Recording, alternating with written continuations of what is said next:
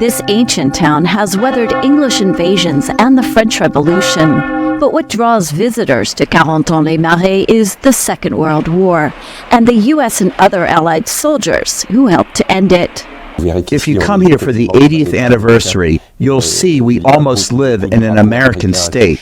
There are many American flags flying from windows here to celebrate the peace we got back, and especially to say thank you to all the veterans who come back this year and every year. This strategic port town was a prize for D-Day soldiers who landed on the Normandy beaches nearby. It took them 6 days to liberate Carentan from German occupiers. Agnesel's parents were teenagers at the time. They were very afraid. Even when the Americans landed, they didn't know what was going on because there were bombings. Today, Celle is focused on another conflict in Ukraine. She's helped some Ukrainian war refugees settle here.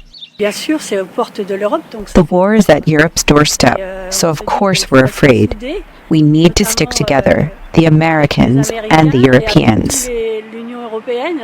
But memories of the solidarity that shined among the Allies on D-Day 8 decades ago are fading, and questions are growing about America's long-term commitment to its European partners and to Ukraine in its war against Russia.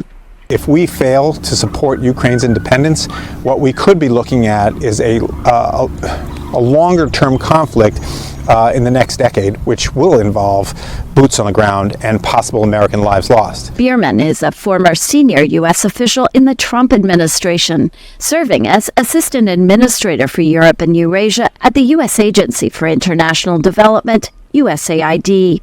Today, his NGO organizes ambulances donated by Americans and Europeans for Ukraine's war effort. Bierman says after D-Day, the vehicles will head from this museum in Carentan, where they're now stationed, to Kyiv. When we leave here, we're going to go to Paris. We're going to go through Munich. We're going to go through Bratislava. We're going to go through Vienna to get to Ukraine.